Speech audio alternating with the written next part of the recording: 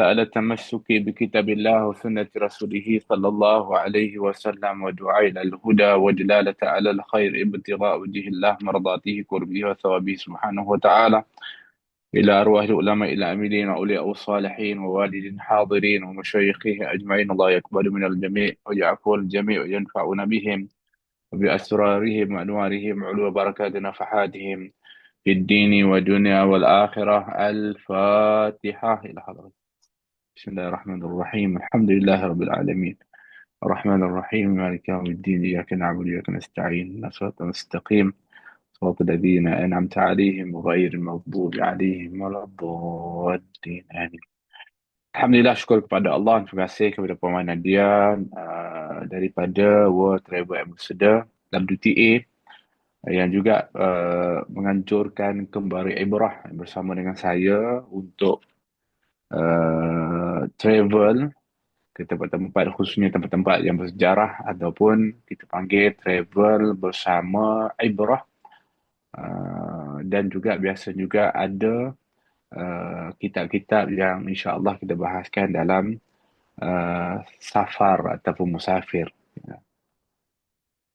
Yang hari ini Alhamdulillah kita bersyukur kerana kita masih pada sekian hari diberikan kesempatan untuk berada dalam Ramadan. Dan ini adalah merupakan keberuntungan yang Allah berikan kepada kita untuk kita meraih daripada maghfirah dan juga rahmat Allah Subhanahu Wa Taala. Dan setiap peluang yang Allah berikan tu mudah-mudahan dapat kita benar-benar mengambilnya, serta apa yang kita isikan dengan tadabbur atau tafsir yang insya-Allah kita akan bahaskan adalah merupakan daripada pengisian yang sangat terbaik, khususnya di bulan Ramadan ini yang memang disebutkan dengan Syahrul Quran, bulan Al-Quran Al-Karim. Dan Nabi kita Muhammad SAW pun di antara sunnah yang menjadi rutin Nabi SAW di dalam bulan Ramadan adalah bertadarus dan mempelajari kepada Al-Quran Karim, dan Nabi akan bersama dengan Jibril alaihi salam. Jadi hari ini kita sambung perbahasan kita dalam surah Yasin yang telah pun kita buka sebelum ini, membicarakan tentang fadilat surah Yasin, serta kita juga memperkatakan tentang makna daripada surah Yasin itu sendiri yang diambil daripada huruf muqata'ah yang ianya adalah merupakan ayat pertama ataupun permulaan dari surah Yasin itu sendiri. Sampailah kepada ayat yang keempat dan hari ini kita masuk ayat yang kelima. A'udzubillahi minasyaitonirrajim. Tanzilal azizir rahim litunzira qauman ma unzira aba'uhum fahum ghafilun. Tanzilal azizir rahim, yang diturunkan oleh yang maha perkasa lagi maha penyayang. Yakni Nabi SAW disebutkan dalam ayat yang sebelumnya adalah merupakan seorang rasul di kalangan para rasul. Dan itu juga adalah untuk sebagai satu pengiktirafan bahawa Nabi SAW adalah seorang rasul, bukan seperti mana yang difitnah oleh orang-orang musyrikin Mekah yang mengatakan bahawa Nabi itu adalah pendusta, ada mengatakan Nabi penyair, bahkan mengatakan Nabi tukang sihir. Tetapi Nabi itu disebutkan innaka laminal mursalin, sesungguhnya engkau adalah di kalangan para rasul yang berada di jalan yang lurus. Yang jalan yang lurus itu kerana perjalanan yang dibawa oleh Nabi SAW dan jalan yang Nabi telah pun ajak ataupun kita panggil seru, itu adalah jalan yang benar dan lurus. Kerana apa? Kerana apa yang Nabi sampaikan dan yang Nabi ajak untuk kita ikut ataupun umat ini ikut ataupun kalau kita kata ayat ni khitabnya kepada mereka orang-orang musyrikin Mekah.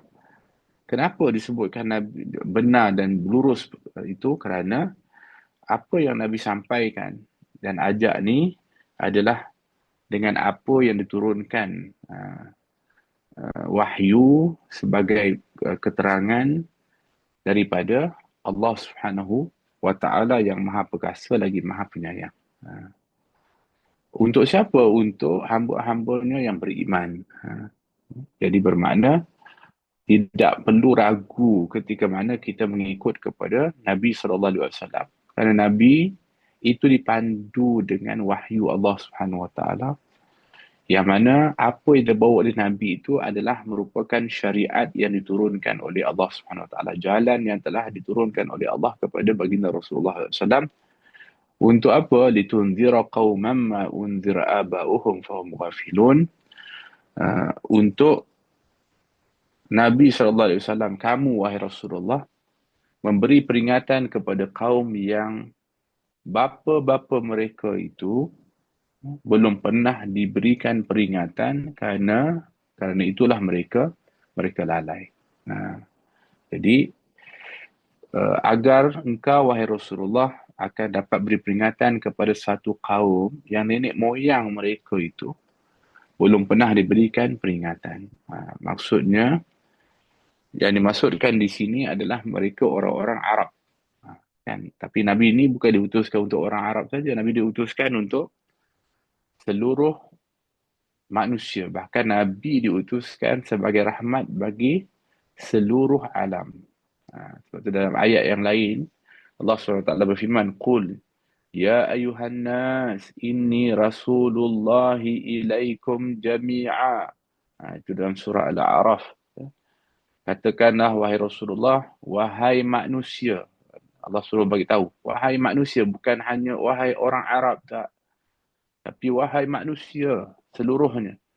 Sesungguhnya aku adalah Rasulullah yang diutuskan kepada kamu seluruhnya, semuanya. Jadi bermakna itu jelas. Walaupun dalam ni, Allah SWT memberikan penekanan sebab surah ini surah Makkiyah. Kita tengok balik. Surah ini, Yasin, adalah surah Makkiyah.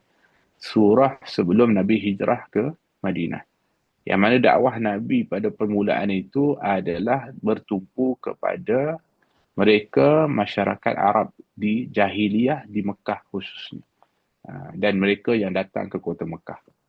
Jadi sebab itulah kenapa ayat ini disebutkan tentang mereka orang-orang yang mana kebanyakan mereka itu tidak mereka dalam keadaan lalai, kerana mereka memang sebelum ini mereka nenek moyang mereka sendiri pun tak dapat peringatan-peringatan.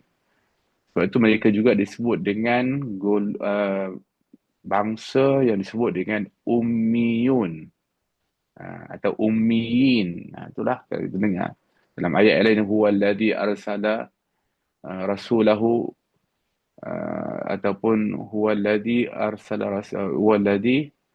ba'atha fihim rasulan fil ummiyina rasulah. Dialah Allah yang memutuskan seorang nabi kepada al-ummiyin, iaitu bangsa yang ummi. Ummi ni disebut bangsa yang tak ada rujukan. Mereka tak ada seperti mana Bani Israel yang ada Taurah sebagai rujukan mereka dan nabi-nabi yang diutuskan. Mereka tak ada Injil seperti orang-orang Nasrani, kan. Mereka orang Arab ni, mereka terputus lama. Iaitu Nabi orang Arab yang terakhir adalah Nabi Ismail. Yang kita tahu bahawa di antara Nabi Ismail sehinggalah Nabi Muhammad SAW tu jauh sangat. Nabi sendiri apabila sebutkan tentang nasabnya, Nabi sebutkan lebih kurang 20 lebih atau 30 nasab sampai ke Adnan. Dari Adnan sampai ke Ismail tu, itu masih banyak lagi, ramai lagi. Makna jauhnya generasi itu terputus daripada yang disebutkan diutuskan para rasul. Sehingga mereka juga disebut dengan Ahlul Fatrah, dia panggil. Ahlul Fatrah ni maksudnya Mereka ni bangsa ataupun orang yang terputus wahyu, fatrah. Ya.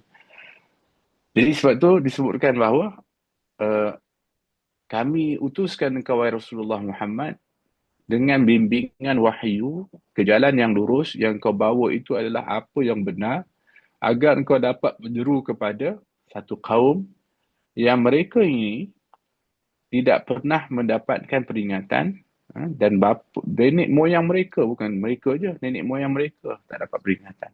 Sebab itulah mereka sendiri pun menjadi orang yang lalai, sebab mereka hanya ikut kepada apa yang ada pada nenek moyang mereka.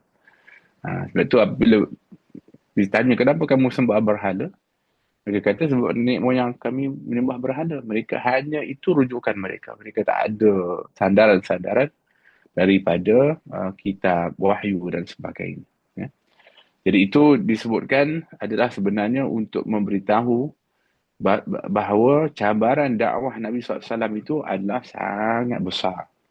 Sebab kalau sekiranya mereka ahli kitab, ada rujukan kitab-kitab, dia lebih mudah. Kenapa?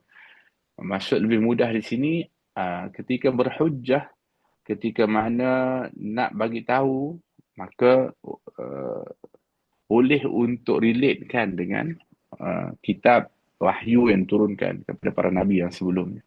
Sehingga ianya pasti akan lebih kita panggil dipercayai, dan juga mungkin orang tu boleh untuk nak rujuk balik.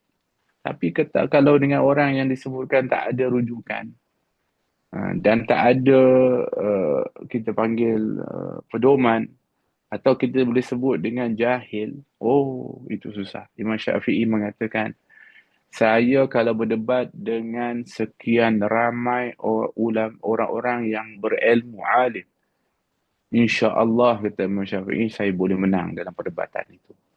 Tapi saya surrender dan mengaku kalah kalau berdebat dengan orang-orang jahil. Kenapa nak berdebat orang jahil, macam mana nak menang? Dia memang jahil. Kan, kita cakap yang ni dia tak faham, dia jawab yang lain. Macam mana kita nak menang? Kan macam itulah.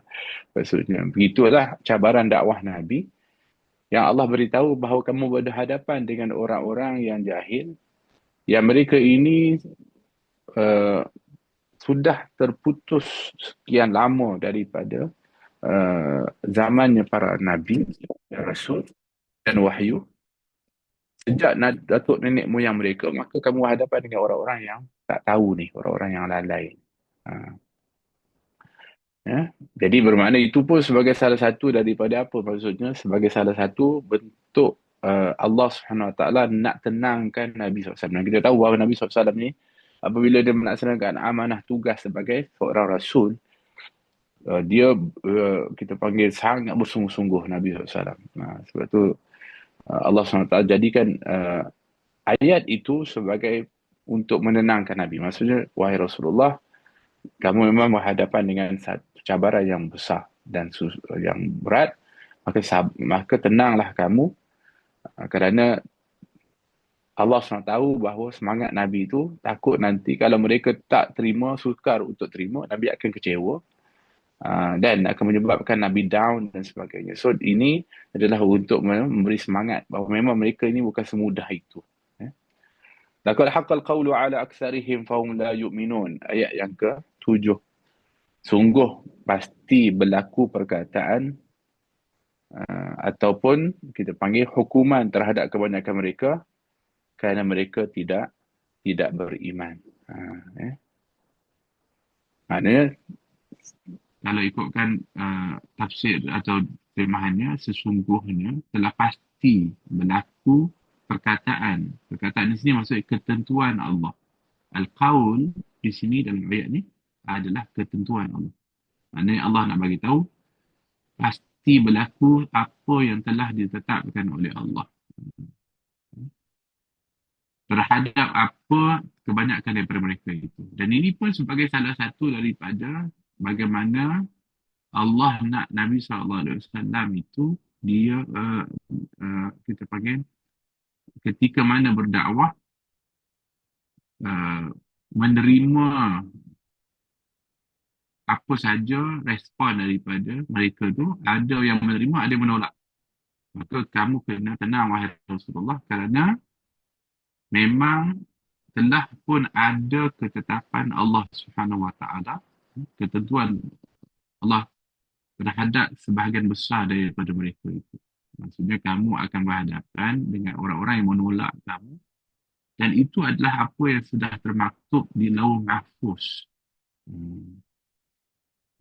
Maksudnya memang Allah dah tetapkan sebahagian mereka ada yang beriman dan sebahagian besar mereka ada yang tidak beriman dan tak menerima dakwah kamu. Maka bersabarlah dan tenanglah, teruskan kamu berada di dalam berdakwah. Dan ayat itu juga sebenarnya, sehingga Allah kata fahum la yu'minun, iaitu kerana mereka tidak beriman, maka mereka apa namanya, sudah berada dalam ketetapan Allah SWT. Dan mereka tak beriman di sini kerana tidak membenarkan Rasul yang diutuskan oleh Allah. Jadi kalau tak mengakui tentang Rasul, bermakna seorang itu tidak beriman. Kan salah satu dari rukun iman itu adalah beriman kepada para Rasul. Baik. Allahumma salli ala Muhammad. Allahumma salli ala Muhammad. Baik. Saya betulkan sikit suara ni. Jadi Allahumma salli ala Muhammad bermakna kamu akan berhadapan dengan golongan-golongan ini. Golongan-golongan yang menolak, golongan-golongan menentang, golongan yang tak beriman. Tapi itu sudah ada dalam ketetapannya Allah Subhanahu Wa Taala. Kerana tugas kamu, wahai Rasulullah, seperti para Rasul yang sebelumnya, adalah menyampaikan, berdakwah, mengajak mereka kepada Allah dan beriman, menyampaikan wahyu Allah, kemudian apa yang berlaku, bahawa hidayah itu adalah dari Allah. Kamu hanya jalankan tugas, tapi hidayah dari Allah. Dan sebenarnya, apabila kita baca ayat ni, kita baca surah Yasin ni, sampai ayat ni, sebenarnya kita punya reflect kepada kita lah. Kita ni cerita mereka ni cerita dulu. Tak. Dia ada ibrah dia untuk kita. Apa dia? Betapa mahalnya hidayah itu. Betapa berharganya iman itu. Kerana bukan semudah itu untuk seorang dapat kepada iman itu. Tapi kita dapat, Alhamdulillah. Kita ni, yang kita sekarang, kita dapat, Alhamdulillah. Kenapa? Kerana Allah yang pilih. Kerana Allah yang beri.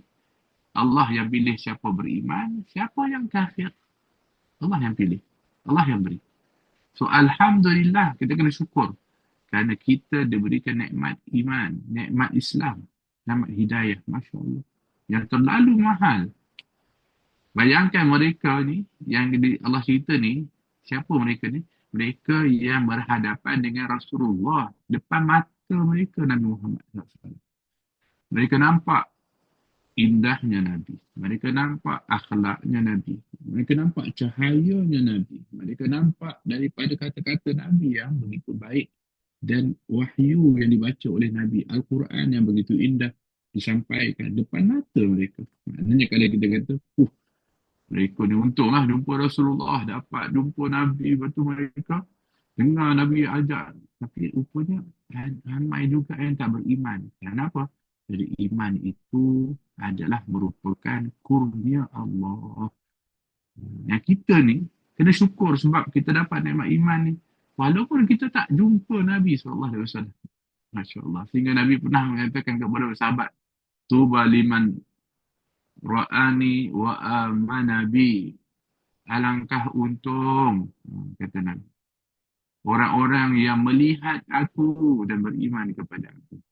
Sahabat gembira lah. Alhamdulillah. Dapat tengok Nabi dan beriman. Nabi kata tu untung.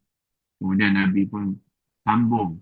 Nabi kata, Fatuba, Summa tuba, Summa tuba, Summa tuba, Summa tuba, Summa tuba, Summa tuba. 7 kali lagi kata. Beruntunglah, beruntunglah, beruntunglah. 7 kali. 7 kali ganda lagi. Siapa? Liman lam arani wa amana bi. Iaitu orang atau liman lam yarani wa amani. Itu orang-orang mereka yang di orang yang tak melihat aku. Tapi bermakna 7 kali keuntungan. Masya Allah. Siapa dia? Kita lah. Tapi bukan sekadar kata kita iman tu, maksudnya kita benar-benar memenuhi uh, keimanan tersebut. Tapi iman itu sendiri, alhamdulillah kita dapat. Kita ada dapat hidayahnya Allah Subhanahu wa taala. Kerana kita tengok ayat ni, oh rupanya iman ni sangat berharga. Kan? Sehingga dia kata, apa namanya? Laqad haqqal qawlu ala aktsarihim fahum la yu'minun. Sungguh telah pasti berlaku ketentuan Allah terhadap kebanyakan mereka kerana mereka tidak beriman. Jadi rahmat oleh Allah. Saya putar dulu yang ni.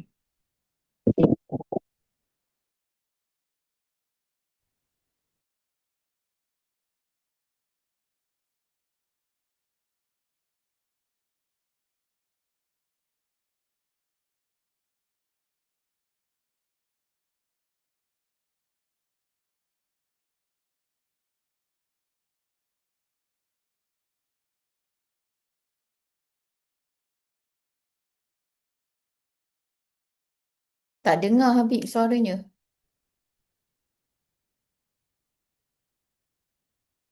Bismillahirrahmanirrahim. Baik, kita sambung. Bismillahirrahmanirrahim. Inna ja'alna fi a'naqihim aglalan fahiya ila al-adqani fahum mukmahun.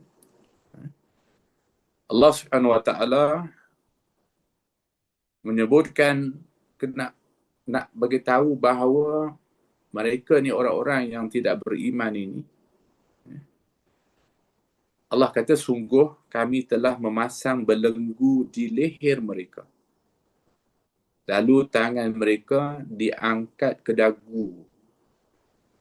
Kerana itulah mereka terngadah. Dibelenggu, tangan dia ada dekat dia punya dagu. Jadi diikat macam tu. Ada yang kata macam ni. Hingga dia terdongak. Terngadah tu terdongak. Jadi dalam keadaan itu, yang Allah gambarkan mereka ni, mereka disebutkan terbelenggu dan tangan mereka diletakkan di dagu dan menyebabkan kepalanya itu terdongak ataupun terngadah. Ada disebutkan oleh Ibnu Abbas radhiyallahu anhuma mengatakan di antara maknanya adalah mereka ini terbelenggu dengan sebab kerana Allah SWT Muhammad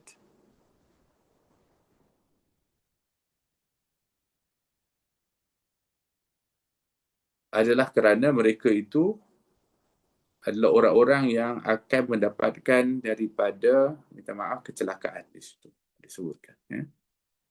Sehingga mereka tak boleh buat apa pun kerana mereka sudah pun terbelenggu. Ibnu Abbas radhiyallahu anhuma yang dimaksudkan dengan terbelenggu di situ adalah satu simbolik kepada bahawa tangan mereka yang mereka itu juga terikat adalah mereka ni tidak mahu untuk mengulurkan kebaikan. Tak nak berikan kebaikan.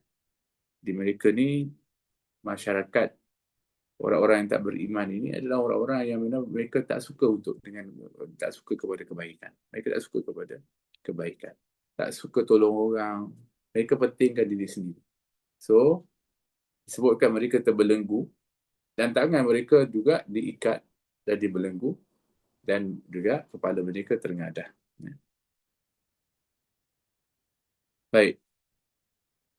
Ada dua, tidak suka memberi kebaikan dan mereka sendiri tidak mendapatkan kebaikan, iaitu hidayah dari Allah Subhanahu wa taala. Ini gambaran yang digambarkan. Jadi alhamdulillah kita diberikan nikmat kebebasan. Kan kita tak terbelenggu dengan kita panggil kekufuran, tak terbelenggu dengan dengan yalah keadaan-keadaan yang kita sebutkan tadi. Mereka orang-orang yang tak suka berbuat baik dan mereka juga tidak akan mendapatkan kebaikan dengan sebab kekufuran mereka kepada Allah Subhanahu wa taala.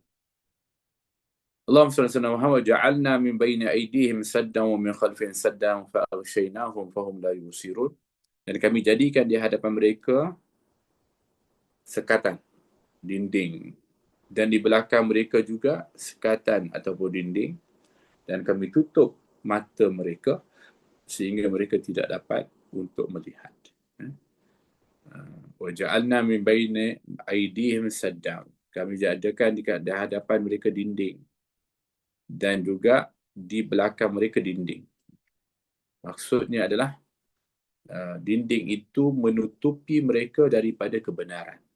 Sebab tu mereka kenapa tak nampak kebenaran tu, kenapa mereka tak boleh terima kebenaran itu, memang kerana Allah sudah pun bina dinding penghalang untuk supaya dianya terhalang dari kebenaran. Mereka tak dapat kebenaran itu. Sehingga mereka akan jadi kebingungan. Disebutkan fa'aghshaynahum, dan kami tutup mata mereka daripada kebenaran. Fahum la yubsirun, sehingga mereka tak dapat melihat. Ini tak dapat untuk mengambil manfaat dan kebaikan dan tak mendapat petunjuk untuk mereka menggunakan jalan kebaikan tersebut. Jadi itu adalah keadaan yang digambarkan kenapa mereka kata susah sangat mereka nak terima kebenaran ni. Kerana mereka memang dah terhalang daripada kebenaran itu. Seperti mana yang telah ditetapkan oleh Allah Subhanahu wa taala. Disebutkan bahawa ayat ini juga berlaku ketika Abu Jahal pernah bercita-cita untuk nak menyakiti Nabi SAW. Abu Jahal pernah berkata, sekiranya aku dapat melihat Muhammad SAW, maka aku akan melakukan ini dan itu. So, dia pun pergilah ke Kaabah dan Nabi memang ada di Kaabah. Tapi subhanallah, dia tak nampak Nabi SAW. Dia tak nampak Nabi SAW. Allah turunkan firman yang bermula daripada ayat yang disebutkan tadi, inna ja'alna fi a'naqihim aghlalan fahiya ila al-adqani fahum muqmahun wa ja'alna min baini aydihim saddan wa min khalfihim saddan fa aghshaynahum hum la yubsirun. Jadi dia terbelenggu, kan? Dan juga dia pun cari mana, tak nampak kerana ada dinding yang menghalang daripada pandangan-pandangan dia, sehingga orang-orang mengatakan, kamu kan ada Muhammad tu, dia kata mana dia? Orang-orang ketika itu menunjukkan dia tak nampak. Masya Allah. Jadi ayat itu juga adalah merupakan bukti kebenaran baginda Rasulullah yang dijaga oleh Allah SWT. Dan dalam riwayat yang lain disebutkan bahawa pernah ketika mana Abu Jahal dia mengajak orang-orang pembesar-pembesar dan juga orang-orang utama di Mekah ni untuk nak pergi serbu Nabi SAW. Ini tindakan-tindakan yang kita tahulah bagaimana kita tahu tindakan-tindakan yang dilakukan oleh orang-orang musyrikin Mekah yang diketuai oleh Abu Jahal untuk menghalang dakwah Nabi SAW. Mereka kata Abu Jahal kata, jom kita pergi rumah Muhammad SAW. Kita tunggu dia keluar nanti, terus kita buatlah tindakan kepada dia. Kerana dia, kata Abu Jahal, mengatakan bahawa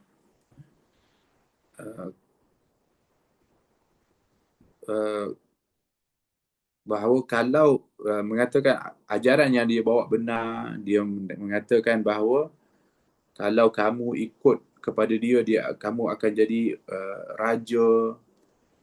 Kalau kamu mati nanti, kamu akan dibangkitkan masuk syurga.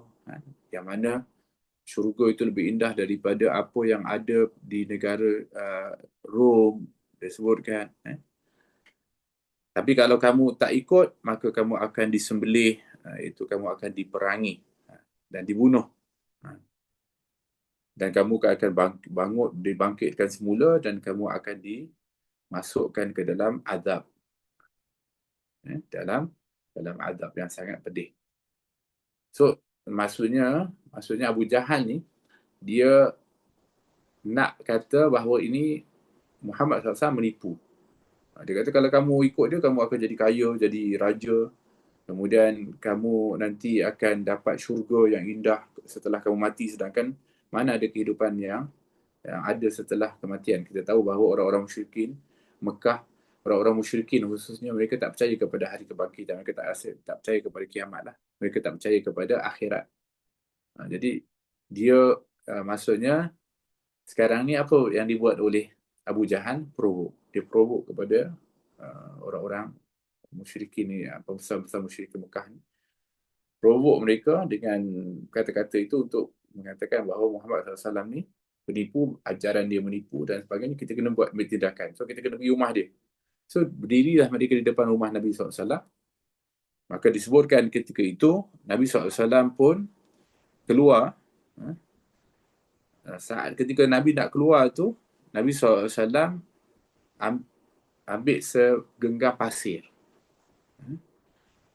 Dan Nabi keluar waktu tu, Allah tutup pandangan orang-orang ramai tu yang duduk dekat depan rumah Nabi SAW.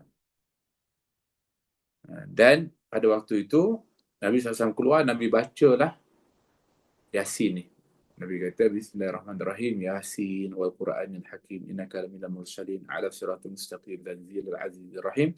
لتنذر قوما ما أنذر آباؤهم فهم غافلون لقد حق القول على أكثرهم فهم لا يؤمنون إنا جعلنا في أعناقهم أغلالا فهم لا أكثرهم فهم لا يؤمنون إنا جعلنا في أعناقهم أغلالا فهي على الأذقان فهم مقمحون وجعلنا من بين أيديهم سدا ومن خلفهم سدا فأغشيناهم فهم لا يبصرون. Dibaca tu, ternyata pada waktu itu Nabi SAW keluar, mereka tak nampak. Nabi yang letakkan pasir tu atas kepala setiap orang yang ada kat situ. Letakkan pasir kat atas tu. Kemudian Nabi pun pergilah keluar untuk meneruskan keperluan Nabi. Tapi mereka tak nampak Rasulullah SAW. Tunggulah mereka, disebutkan semalaman menanti keluarnya Nabi Muhammad SAW. Sehinggalah keluar seorang setelah itu daripada pintu yang daripada rumah Nabi lah. Seorang keluar daripada pintu rumah Nabi. So tengok, ini bukan Muhammad SAW. Maka orang itu mengatakan, kenapa kamu ramai-ramai kat sini ni? Kan? Dia tengok, apa ramai-ramai ni? Mereka kata, kami ni nak tunggu Nabi Muhammad SAW. Kami tunggu Muhammad SAW. Maka orang yang keluar tu kata, dia dah keluar dah pun. Kan? Dia dah keluar pun. Dan dia keluar tadi, dia lalu celah-celah kamu ni, ramai-ramai ni. Kan? Jadi orang kata, mana ada, kami tunggu semalaman tak ada pun kelibat dia keluar. Ada, dia siap bawa pasir lagi. Tu tengok, ada tak pasir dekat diri kamu? Tengok atas kepala mereka ada pasir. Masya Allah. Kan? Ternyata Nabi SAW pada waktu itu keluar di hadapan mereka, di tengah-tengah mereka, mereka tak nampak. Berkat daripada surah Yasin yang dibaca. Itu yang kadang-kadang tu orang guna ayat ni lah kan. Tengok Roblox baca ayat ni. Dengan harapan polis tak nampak. Masya Allah kan. Allahumma salli ala Muhammad. Adalah kadang tu diguna pakai kan macam tu. Tapi boleh jadi amalan. Bukanlah untuk lari daripada kesalahan dan sebagainya. Tetapi juga adalah untuk melindungi diri kita daripada pandangan-pandangan yang tak baik. Kan? Itu boleh gunakan daripada fadilat ayat-ayat daripada Al-Quran Karim yang memang dia mempunyai kepada kita panggil bukti dari kesannya yang telah pun ada berlaku kepada Nabi kita Muhammad sallallahu alaihi wasallam. Wa sawa'un 'alaihim anzartahum am lam tunzirhum la yu'minun. Dan kami dan sama saja bagi mereka. Apakah engkau memberi peringatan kepada mereka ataupun kau tidak memberi peringatan kepada mereka, mereka tidak akan beriman juga. Jadi Allah dah pastikan bahawa mereka ni yang kamu seru, yang kamu ajak ni, ada di antara mereka yang beriman, ada mereka yang kufur. Dan orang yang kufur ni, kamu janganlah sampai fras, wahai Nabi Muhammad, bahawa memang kami dah pastikan mereka sesat atas diri mereka sendiri. Sehingga kalaupun kamu lihat mereka tak nak beriman, walaupun kamu dah sungguh-sungguh dah, kamu dah bawa bukti dan keterangan yang jelas dah, maka itu tidak ada faedahnya peringatan itu untuk mereka. Dan mereka tidak akan terkesan pun dengan peringatan yang kau bawa itu, kerana memang telah pun mereka itu berada di dalam kesesatan yang telah ditetapkan oleh Allah Subhanahu Wa Taala. Maknanya kamu kena terima, kita kena pasrah dengan takdir ketetapan Allah Subhanahu Wa Taala. Tapi kamu sudah pun menyampaikan amanah untuk menyampaikan daripada risalah ataupun wahyu yang disampaikan oleh Allah Subhanahu Wa Taala. Jadi beberapa ayat yang sebelumnya yang kita bicarakan ini adalah tentang orang-orang yang mereka ini tidak beriman. Kenapa mereka tak beriman? Kerana mereka satu disebutkan dalam ayat itu, kerana mereka adalah orang yang memang sudah tidak ada rasul yang lama, tempoh yang lama. Dan cara mereka berfikir ataupun cara mereka berbuat sesuatu adalah merujuk kepada nenek moyang mereka. So itu mereka punya stand lah, mereka punya tu. Ikut nenek moyang dia. Nenek moyang kami buat dia, kami ikut je. Walaupun apa yang nenek moyang mereka buat itu adalah salah dan bertentangan. Tapi dia punya hujah dia, kami ikut. Jadi kalau mereka jawab seperti itu, wahai Rasulullah, kamu jangan kecewa. Kerana kalau mereka tak terima apa yang kamu bawa, walaupun apa yang kamu bawa itu adalah jelas benar, dan dianya adalah sesuatu yang kita panggil terang, kamu janganlah putus asa ataupun janganlah kamu itu fras. Kerana mereka memang sebenarnya orang-orang yang sudah pun ditentukan oleh Allah menjadi orang yang kufur.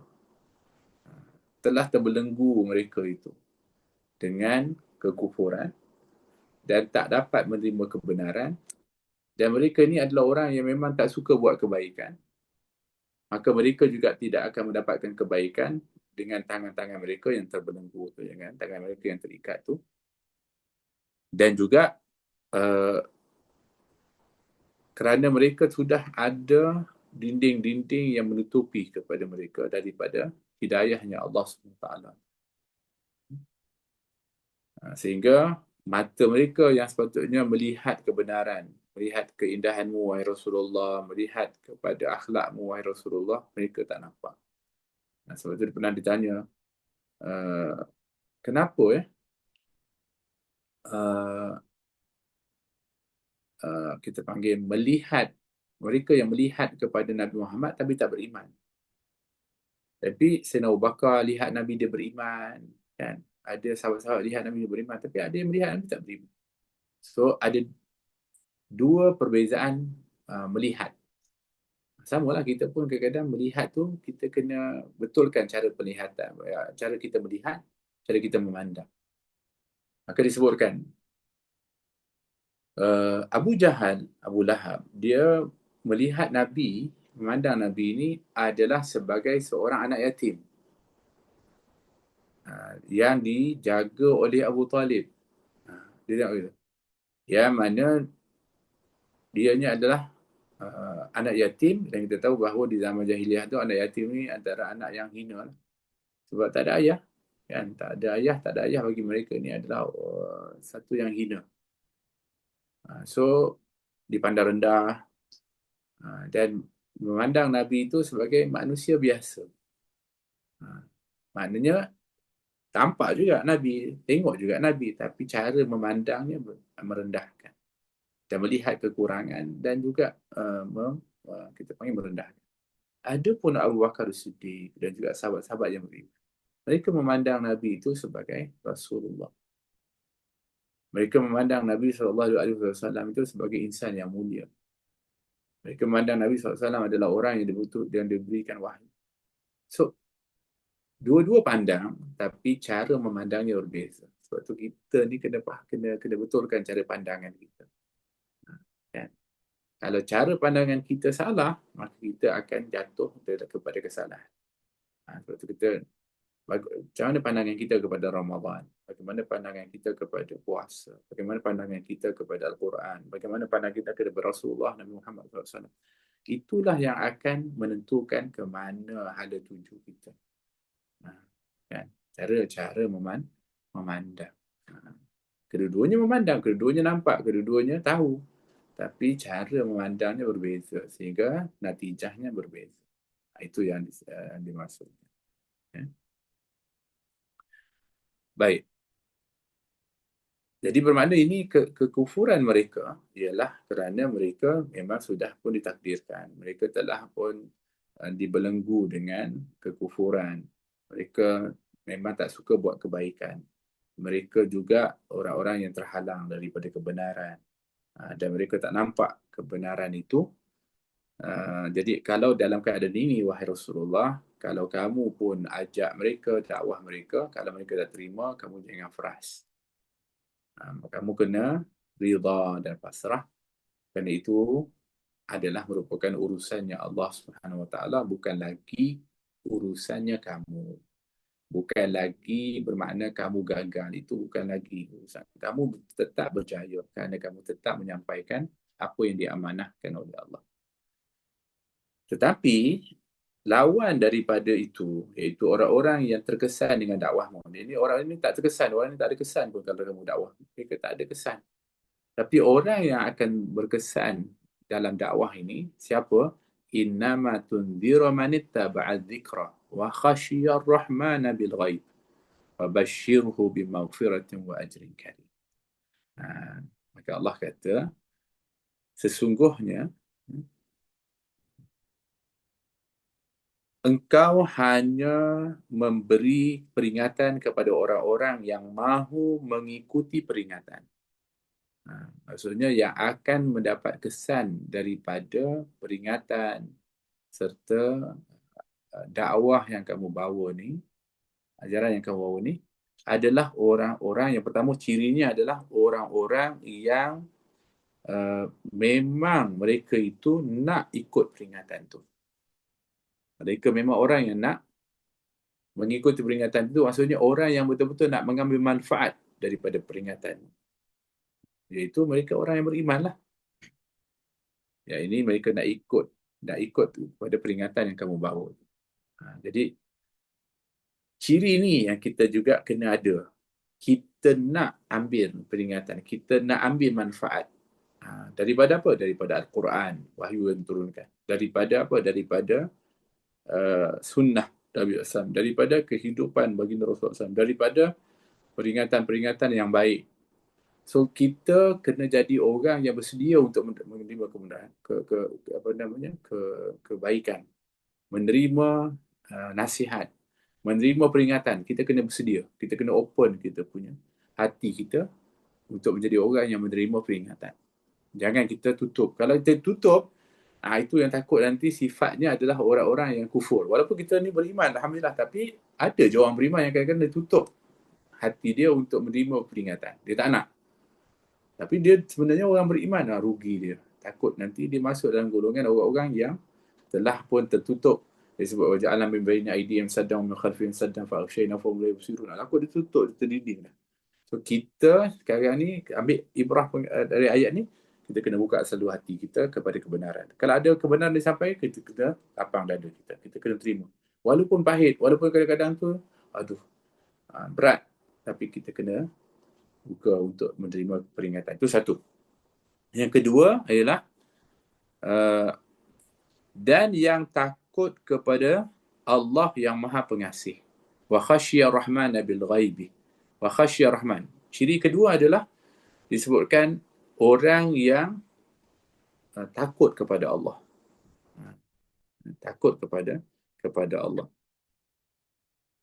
Walaupun bil ghaib, walaupun mereka tak melihat Allah. Mana takut kepada Allah walaupun tak melihat Allah SWT. Tapi yakin bahawa Allah melihat dan mengetahui. Jadi ini adalah tanda iman. Kerana orang yang beriman ni, dia beriman kepada Allah, yang Allah Subhanahu Wa Taala itu mentadbir kepada alam ini dan mengetahui segala-galanya dan melihat kepada makhluk dan hamba-hambanya. So bermakna orang yang mana dapat dapat menerima kebenaran ini ataupun peringatan ini ataupun kita panggil iman ini adalah orang yang mana mereka ini rasa takut kepada Allah. Mereka sangat berhati-hati dan dia tahu bahawa mereka sentiasa dipantau, diawasi. Walaupun mereka tak nampak siapa yang mengawasinya. Mereka tak nampak Allah.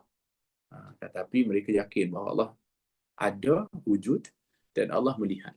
Yang itu yang dimaksudkan. Jadi, fabasyiru bimaghfiratin wa ajrin karim. Maka berilah kabar mereka dengan ampunan dan pahala yang sangat mulia. Iaitu keampunan dosa-dosa yang ada tu, dan juga akan diberikan oleh Allah Subhanahu Wa Taala di pahala yang sangat banyak dan sangat indah.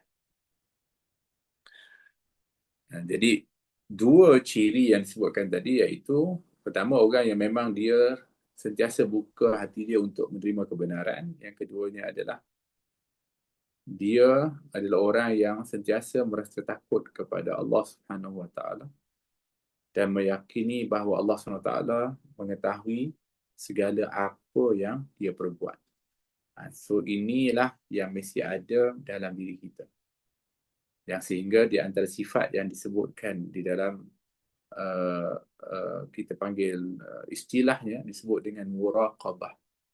Muraqabah adalah sifat mawas diri, sifat kita panggil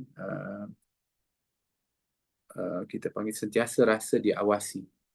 Sehingga kita ni apabila nak buat sesuatu, kita tak buat sesuka hati, tetapi kita akan sentiasa berhati-hati. Sehingga setiap apa yang kita buat, kita akan bertimbangkan. Adakah apa yang saya buat ni Allah suka atau tidak? Allah rela atau tidak? Kan? Dan takut betul kalau sekiranya dia buat salah. Dia akan jaga sungguh jangan buat salah. Sebab dia yakin, dia takut kerana Allah melihat dan Allah menilai. So, ini sifat tu yang akan menjadikan orang itu imannya sangat hebat. Dan dia akan mudah untuk mendapatkan kebaikan-kebaikan dan juga pedoman-pedoman yang benar. Itu cirinya. Dia buka dada dia buka diri dia untuk menerima kebenaran, dan dia sentiasa takut dan bimbang kepada Allah Subhanahu Wa Taala. Sebab tu memang orang-orang yang disebutkan mempunyai khasyiyah, takut, ini adalah orang yang sangat tinggi kedudukannya di sisi Allah. Sehingga disebutkan innama yakhsyallaha min ibadihi ulama'u. Hanya saja yang takut kepada Allah ni adalah golongan para ulama, iaitu orang-orang yang berilmu. Sebab tu kita ni belajar. Salah satu daripada hasil apa yang kita belajar ni dua. Iaitu yang pertama, nur, cahaya. Kalau kita belajar ni ikhlas betul niat kita akan dapat cahaya. Cahaya ni akan menyuluh kebenaran dalam kehidupan kita. Yang keduanya akan melahirkan khasyiyah, takut. Semakin tambah ilmu, semakin takut kepada Allah. Semakin tambah kita ilmu, semakin kenal Allah dan kita takut. Jadi kita akan lebih berhati-hati. Kita tahu yang mana halal haram, kita tahu yang mana salah betul. So kita lebih takut, kita akan berhati-hati sungguh. Itu baru maknanya dia dapat ilmu yang betul, bermanfaat. Tapi kalau sekiranya dia tambah ilmu tapi tak bertambah pun kebaikan, bahkan tak rasa takut, bahkan dia lagilah gunakan ilmu tu untuk kepentingan habuan dan sebagainya, bahkan dia hentam promo je apa dia buat, ini bukannya ilmu yang manfaat, bahaya. Ilmu mesti lahirkan dua, nur, cahaya, dan juga rasa takut. Itu yang dimaksudkan. Nah, Allahumma salli ala Muhammad. ayat yang seterusnya. Jadi kalau orang tu memang dia ada keadaan itu, maka mereka dijanjikan keampunan oleh Allah dan juga pahala yang besar. Kenapa Allah selalu biasanya akan dahulukan dengan keampunan dia baru Allah berikan ganjaran? Sebenarnya antara yang paling utama untuk kita dapatkan, kita ni lah, manusia ni, kita sendiri, mana di antara pahala dengan keampunan, mana yang kita sebenarnya lebih penting untuk kita? Sebenarnya yang paling penting untuk kita adalah keampunan. Kenapa? Sebab kita sentiasa buat salah. Kan? Kalaulah bertambahnya pahala kita, tetapi dosa kita juga bertambah. Dan kita tahu bahawa nanti di akhirat ada mizan. Apa mizan itu? Penimbang. فَأَمَّا مَنْ ثَقُلَتْ مَوَازِينُهُ فَهُوَ فِي عِيشَةٍ رَاضِيَةٍ. Kata Allah, barang siapa yang berat timbangan kebaikannya, maka dia akan dimasukkan ke dalam syurga, kehidupan yang diredai. وَأَمَّا مَنْ خَفَّتْ مَوَازِينُهُ فَأُمُّهُ هَاوِيَةٌ.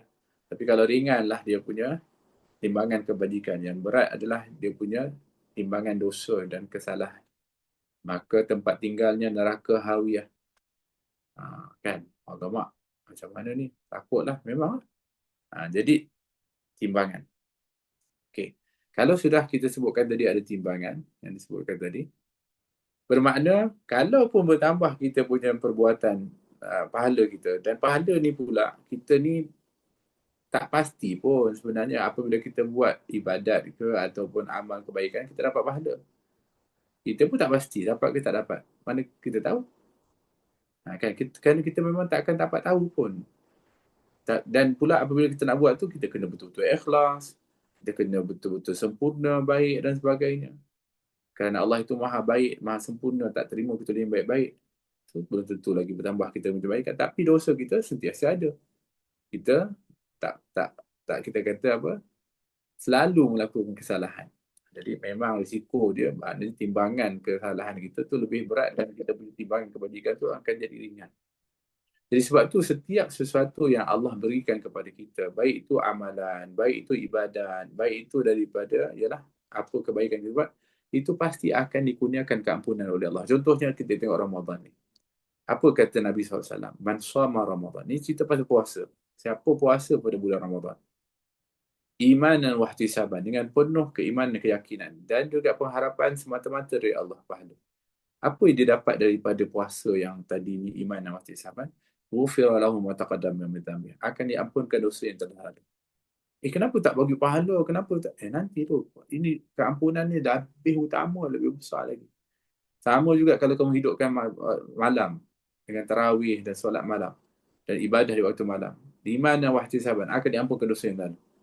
Begitu juga Lailatul Qadar. Nabi kata siapa yang hidupkan malam Lailatul Qadar, iman dan ihtisaban, keampunan. Dan setiap apa yang kita ni buat dalam kebaikan mesti ada diiringi dengan keampunan Allah. Hatta kita punya langkah pergi masjid, bukan hanya pahala, dapat digugurkan dosa. Kita berwuduk, air wuduk kita yang gugur dosa. Sentiasa Allah iringi banyak kurnia keampunan. Sebab memang kita perlukan keampunan Allah. Sebab tu dalam ayat ni Allah kata orang yang mana mereka ni betul dapat menerima kebenaran, buka hati mereka kepada kebenaran, dan mereka takut kepada Allah, bimbang kalau melakukan kesalahan, maka mereka akan dapat keampunan Allah, barulah diberikan ganjaran. Didahulukan dengan keampunan dari Allah Subhanahu wa ta'ala, kerana sebenarnya keampunan Allah itu lebih utama. Sayyidina Aisyah radhiyallahu anha tanya kepada Rasulullah SAW, "Ya Rasulullah, kalau saya jumpa Lailatul Qadar, apa saya nak buat?" Kan ini Sayyidina Aisyah ni dia bijak, dia tanya. Supaya dia sendiri takut kalau dia buat sendiri boleh, nak solat ke, nak baca Quran ke, nak zikir ke, kan. Jadi boleh, kita tahu bahawa betapa hebatnya ibadat dan kesungguhan Sayyidina Aisyah tu. Tapi dia bijak, dia lebih baik tanya Rasulullah. Sebab Rasulullah ni tahunya rahsianya Allah dan tahu apa yang lebih baik. So dia tanya Rasulullah, kalau aku jumpa Lailatul Qadar, aku nak buat apa? Ternyata dalam banyak-banyak ibadat dan banyak-banyak amal yang kita rasa ini kot, buat ni bagus ni kot. Sebab kita kadang-kadang kan begitu. Kadang-kadang kita apa nak buat, kita akan pertimbang, kita akan fikir, kita akan buat satu keputusan, begini. Tapi ternyata di antara semua tu yang dipilih, dan ternyata Nabi ajarkan kata, kalau kamu jumpa Lailatul Qadar, wahai Aisyah, ucapkan, katakan, apa dia? Minta kepada Allah. Doa, apa dia itu? Allahumma innaka afuun karimun tuhibbul afwa fa'fu anni. Kau ucapkanlah, katakanlah, uh, Allahumma innaka afuun karimun tuhibbul afwa fa'fu anni. Ya Allah, ya Tuhan kami, sesungguhnya Engkau adalah Maha Pemaaf, Maha Pemurah, Maha Mulia, suka memberikan kemaafan. Maafkanlah kepada aku. Ucapkan tu Aisyah yang itu. Oh, dalam banyak-banyak sekian tu rupanya minta maaf, minta ampun kepada Allah tu lebih utama. Kerana kalaulah diampuni oleh Allah dosa kita, tak ada, kita akan selamat di akhirat nanti. Walaupun amal kita tak banyak, tapi dosa kita tak ada. Kan? Jadi sebab tu maknanya keampunan Allah itu sangat-sangat penting. Jadi Bashirhu bimaghfiratin wa ajrin karim. Berikan kabar gembira dengan keampunan dari Allah dan barulah ganjaran yang mulia. Inna nahnu nuhyil mauta wa naktubu ma qaddamu wa atharahum wa kulla syai'in ahsaynahu fi imamin mubin. Sesungguhnya kamilah, yakni Allah, menghidupkan orang-orang yang mati. Yakni kelak di akhirat nanti. Nanti orang yang mati akan dibangkitkan semula. Kita semua akan dibangkitkan. Tak ada orang yang terlepas dari kebangkitan. Ada orang kata, aku nak cuba untuk supaya aku tak dapat tak dibangunkan di akhirat nanti, dihidupkan semula. Dan Nabi kisahkan di Sahih Bukhari tentang seorang yang banyak melakukan maksiat sehingga akhirnya sebelum dia mati, dia berwasiat atau berpesan kepada anak dia, kalau aku mati nanti, wahai anakku, tolonglah kamu bakar aku menjadi abu. Kemudian abu aku tu kamu kamu campakkan di tempat-tempat yang lain-lain. Sini campak sikit, sana campak sikit, campak sikit. Mungkin hari ni ada agama buat macam tu kan.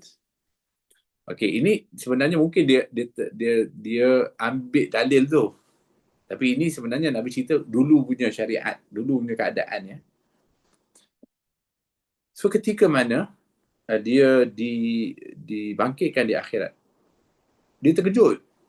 Alamak, ingatkan dah pisah-pisah dah jadi abu, dipisah-pisah, dia tak jumpa dah lah, maksudnya jasad dia tak dia bangun. Tengok dia bangkit balik ke akhirat. Allah. Lepas tu dia terbelengung. Sampailah akhirnya dia punya turn untuk dibicarakan. Dia pun menghadap kepada Allah dalam keadaan yang dia takut sangat dan juga dalam keadaan dia yang sedih sangat. Sebab dia tak sangka dia tetap dibangkitkan. Dan apabila dia sampai di hadapan Allah, Allah tanya soalan pertama sekali adalah, ya fulan,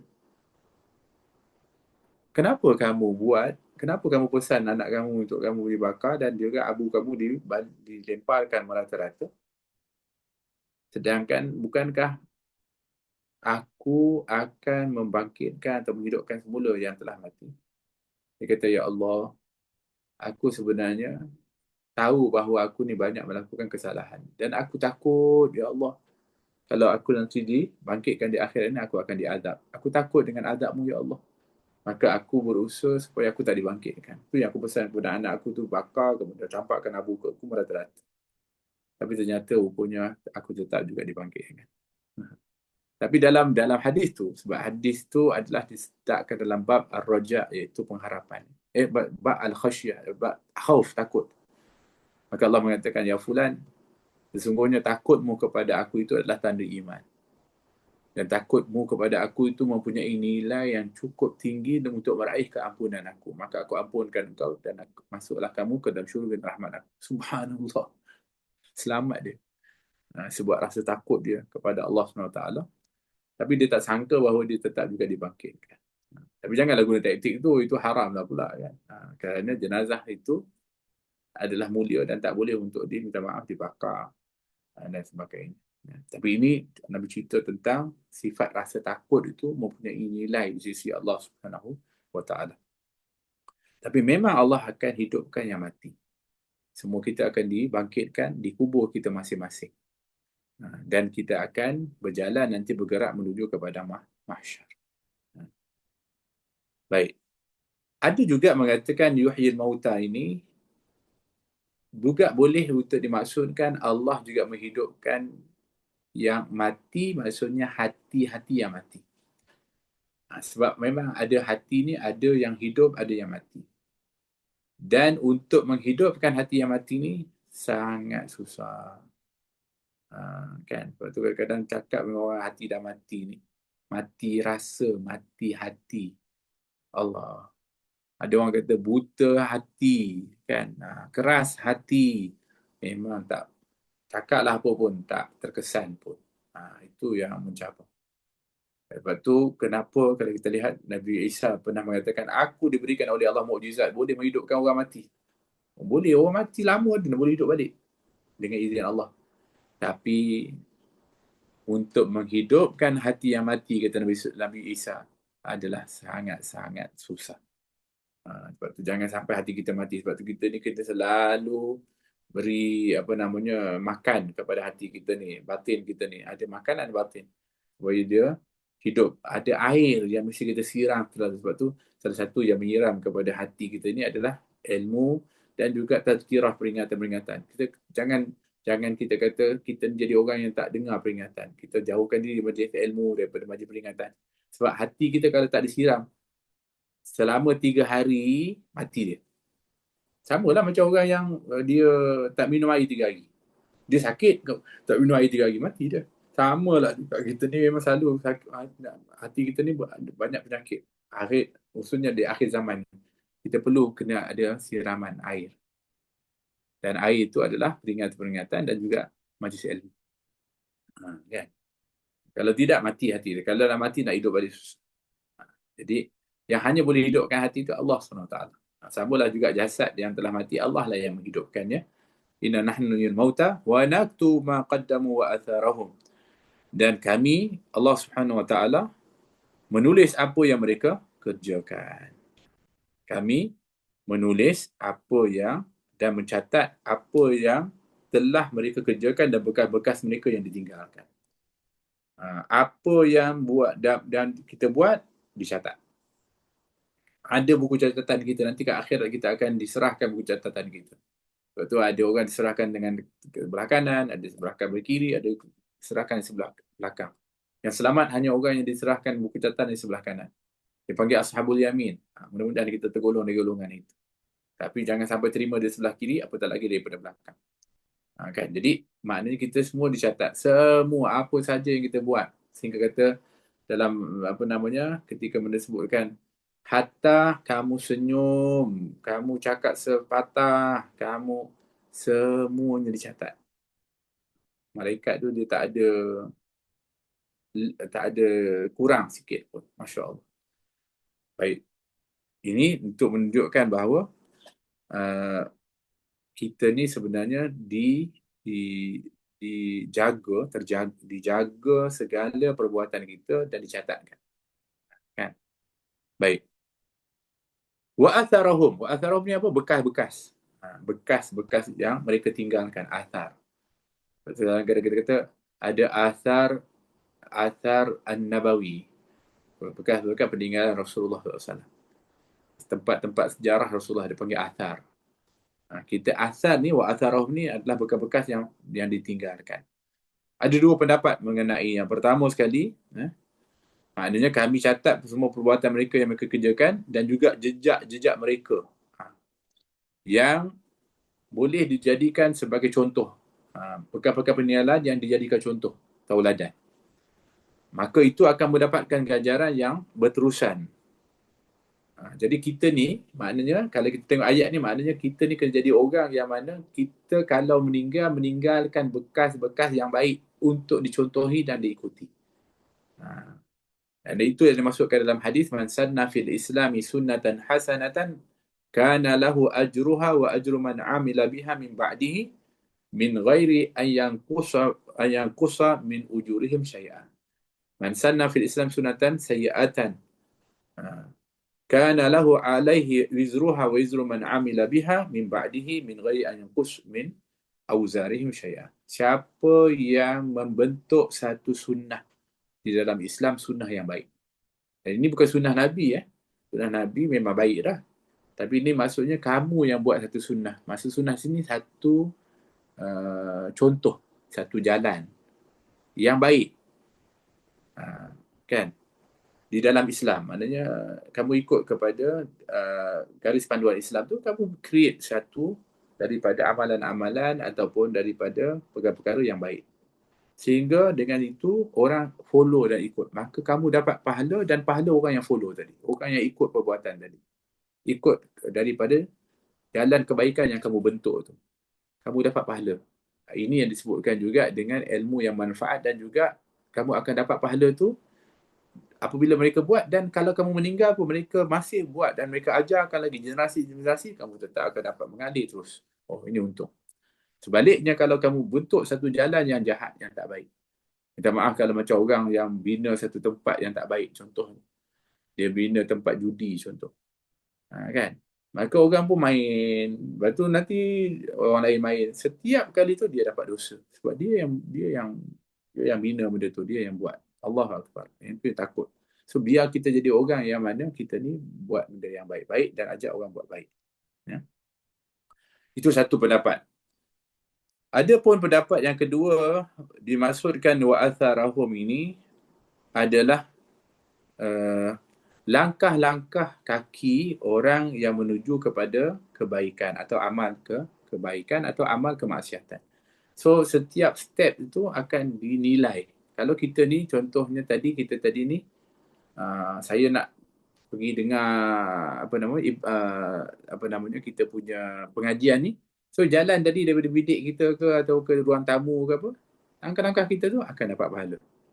Sebab jika kita nak keluar pergi masjid, langkah-langkah kita nak pergi majlis ilmu, majlis zikir, kita nak pergi tempat baik, kita nak ziarah orang sakit, kita nak ziarah kepada saudara kita nak semua langkah-langkah tu, athar tu ada ganjaran yang dijanjikan oleh Allah SWT. Masya Allah. Itu akan dihitung. Wakul syai'in ahsayna fi imam mubin. Semuanya akan dihitung. Sebab tu ada sahabat-sahabat ketika mana mereka dengar ayat ni, mereka ketika pergi masjid mengecikkan langkah. Macam Jepun. Kenapa? Orang kata, kenapa jalan macam ni? Dia kata, supaya banyaklah tapak-tapak tu. Athar. Pandai sahabat ni, Masya Allah. Mereka ni ambil tu, apa yang disebutkan tu, mereka kreatif. Dulu ada satu golongan namanya, satu kampung namanya Bani Salamah. Kalau kita pergi ke Mekah, kalau kita pergi Madinah, kita akan lalu. Di Bani Salamah tu ada masjid kiblatain, dua kiblat. Berlaku di Bani Salamah. Di antara dia dengan Masjid Nabawi tu agak jauh lah. Dan mereka ni tak ada kenderaan, mereka orang susah bertani. Mereka jalan kaki. So kadang-kadang mereka memberi masa sejam nak sampai Masjid Nabi. Tapi mereka ni orang yang sangat suka untuk pergi Masjid Nabawi dan solat di belakang Nabi. Setiap waktu mereka ke jalan pergi kat situ. Sejam kadang-kadang. Mereka kena keluar awal. Satu hari mereka merancang untuk apa? Untuk nak pindah dekat Masjid Nabawi supaya mereka mudah nak dapat berjamaah dengan Nabi. Nabi dengar. Nabi kumpulkan Bani Salamah. Wahai Bani Salamah, aku dengar kamu semua ada rancangan nak pindah dekat dengan Masjid Nabawi. Dan tinggalkan kampung kamu. Dia kata, yalah Rasulullah, kami suka kalau boleh nak sentiasa nak solat di belakang kau. Tapi kalau kami berjalan, kami akan makan masa lebih kurang sejam. Banyak waktu yang kami terpaksa habiskan dan tenaga sebab kami tak ada kenderaan. Dan juga itulah. Kata Nabi, wahai Bani Salamah, tahu tak, setiap langkah-langkah kamu yang kamu pergi jauh tu, jalan tu, semuanya dicatatkan pahala, digugurkan dosa oleh Allah, diangkat darjat oleh Allah. Berapa banyak kamu punya langkah tu. Kalau aku cadangkan, kata Nabi, kamu kekal tempat kamu. Mereka dengar tu, mereka tak jadi pindah. Masya Allah. Sebab rupanya, wa atharahum, langkah-langkah mereka itu akan diberikan ganjaran oleh Allah Subhanahu Wa Taala. Wa kulla syai'in ahsaynahu fi imamin mubin. Dan segala sesuatu yang kami kumpulkan dalam kitab yang jelas di Lauh Mahfuz, ini semua itu kata Allah Subhanahu Wa Taala yang disebutkan segala sesuatu kami kumpulkan. Ahsaynahu, ini kami hitung dan kami kumpulkan di dalam fi imamin mubin, dalam kitab induk yang nyata. Yang dimaksudkan di sini adalah umul kitab. Menurut sebahagian pendapat, ada juga yang menyebutkan bahawa ianya akan di dalam buku catatan. Kitab-kitab amal perbuatan akan dihitung dan dicatatkan dalam kitab amal-amal perbuatan yang nanti akan diserahkan kembali kepada pemilik dia untuk menentukan di mana kedudukan orang tersebut. Jadi kita ni kena pastikanlah apa yang kita kalau boleh tu biar tercatat yang baik-baik dalam buku catatan kita. Kita kena pastikan. Kita kena berusaha. Jangan ada yang tak baik. Kalau ada niat-niat tak baik, kita padamkan, kita matikan. Jadikan Ramadan ni pemangkin semangat kita untuk dapat catatan yang baik-baik. Dan juga kita buat yang baik-baik. Niat yang baik-baik. Kemudian kalau melangkah nak pergi tempat yang baik-baik. Dan bentuk satu kebaikan. Contohnya, jom kita begini, jom kita buat ni, jom kita ni. Kita create satu kebaikan. Sehingga kalau orang ikut dan sebagainya, kita pun dapat. Begitu juga kita jamu orang buka puasa. Bukan hanya puasa kita saja kita dapat. Orang yang kita jamu buka puasa tu pun kita dapat pahala puasa dia. Walaupun tak mengurangkan sedikit pun daripada pahala orang tersebut. Masya Allah, tabarakallah. Ini orang-orang yang bijak di dalam dia beramal. Kerana mereka tahu bahawa apa yang mereka buat dan apa kesan-kesan kebaikan yang mereka buat tu, mereka akan dapatkan ganjaran di sisi Allah Subhanahu wa ta'ala. Wallahu ta'ala alam bisawab. Kan, hari ni panjang sikit sebab nak kejar sikit masa tu. Tapi masih lagi lah. Saya sebenarnya ceritanya nak sampai ke ayat 20. Tapi hari ni dapat 12. Alhamdulillah. Kalau ada nak tanya, fadal. Mungkin masa kita tu agak panjang ya. Minta maaf. Alhamdulillah Habib. Terima kasih banyak. Tak terasa sebenarnya. Okey, kita buka sesi soalan jawab. Siapa yang ada untuk nak bertanya, boleh tanya. Sama ada nak on mic boleh, nak chat dekat sini pun boleh. Tak ada masalah. Silakan. Kita bagi kesempatan sebentar.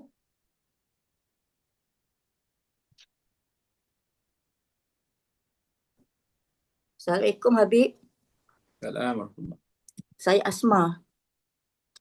Habib, nak tanya, ialah daripada pengajaran kita tadi tu, kita kadang-kadang tu, kita ni tahu, kita takut pada Allah, tapi kita ada sifat malas itulah yang kita, untuk beramal.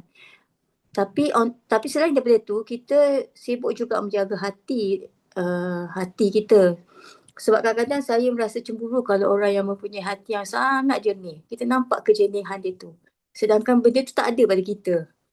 Jadi kadang-kadang kita fokus kepada jaga hati, tapi kadang-kadang kita kurang beramal. Macam mana tu? Macam mana? Ada tak nasihat atau tips daripada Habib untuk orang-orang yang macam ni? Baik, maksud jaga hati kita atau jaga hati orang lain ni? Hati kita jangan angkuh, jangan sombong, jangan menyakitkan hati orang.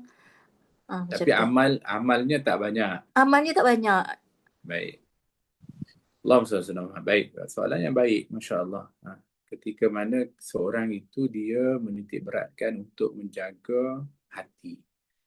Dan memang sebenarnya di antara yang kurang diambil berat oleh manusia adalah menjaga dan merawat kepada hati. Kerana yang orang ambil berat banyak adalah merawat kepada zahir ataupun fizikal lah. Cantik, nak bersih, nak bagus kan. Kurang kepada hati atau merawat kepada hati. Tadi puan ni alhamdulillah bagus sebenarnya. Perhatian kepada untuk menjaga hati dari sifat-sifat yang tak baik dan juga nak bersihkan dia adalah merupakan daripada sifat-sifat orang-orang yang disebutkan dengan orang-orang yang mulia. Dan disebut dengan orang-orang yang ahli tasawuf atau sufi dia panggil. Kerana orang-orang ahli tasawuf ni memang dia akan memberikan fokus untuk nak kita panggil menjaga hati. Kan? Itu bagus. Tapi dalam masa yang sama kita punya amalan tak banyak. Tak apa puan. Sebenarnya amalan tak banyak, tapi kalau hatinya ikhlas dan bersih dan tak ada sifat-sifat yang tak baik, dia lebih selamat. daripada, minta maaf, ini bandingannya, amalannya banyak, tapi hatinya kotor, hatinya ada sombong, hatinya ada dengki dengan orang, hatinya itu ada, kita panggil tak suka dengan orang, benci dengan orang tu.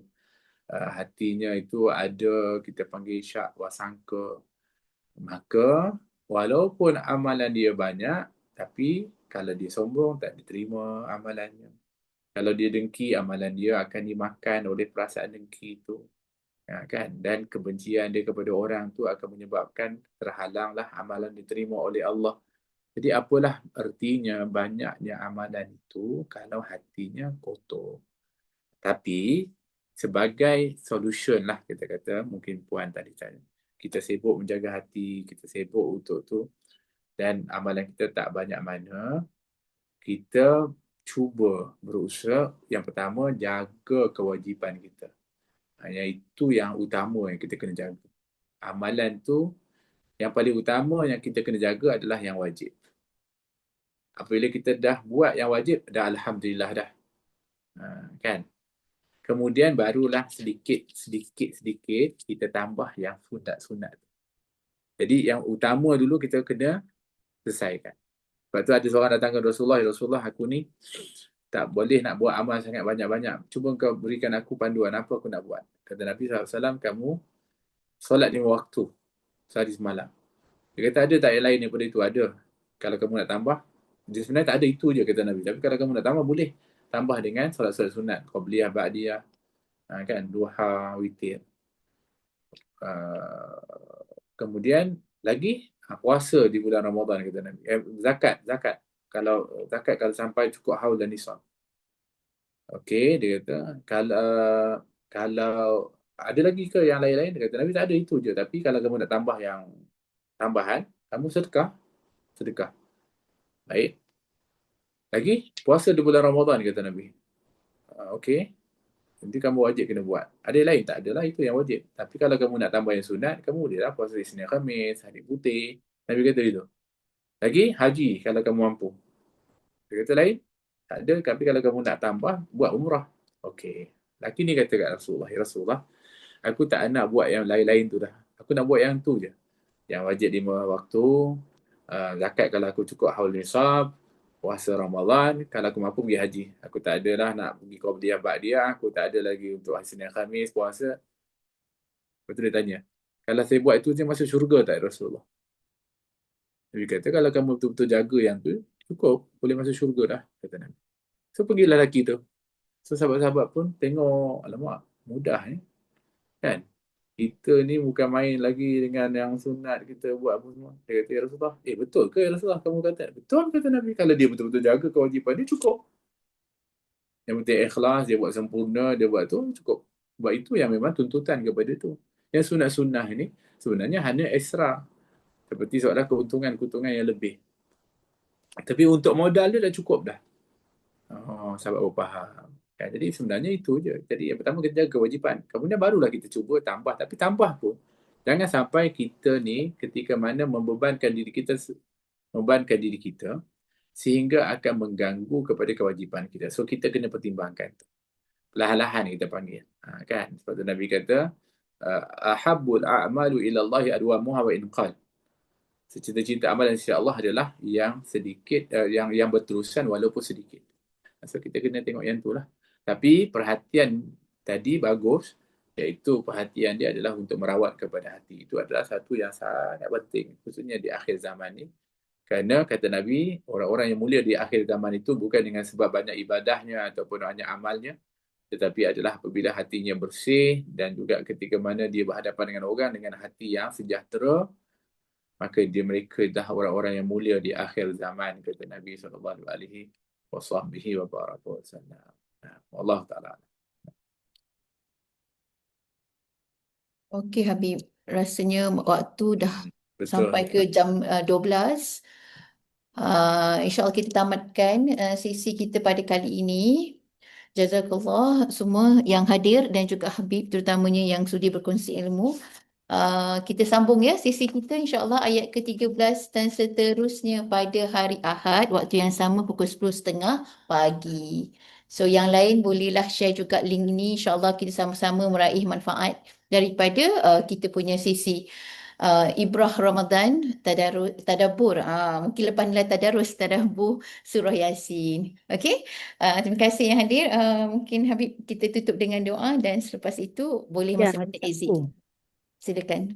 Nadia Alhamdulillah, hari Sabtu. Bismillahirrahmanirrahim. Alhamdulillah Rabbil Alamin. Wassalatu wassalamu ala sayyidil mursalin wa ala alihi wa sahbihi ajma'in.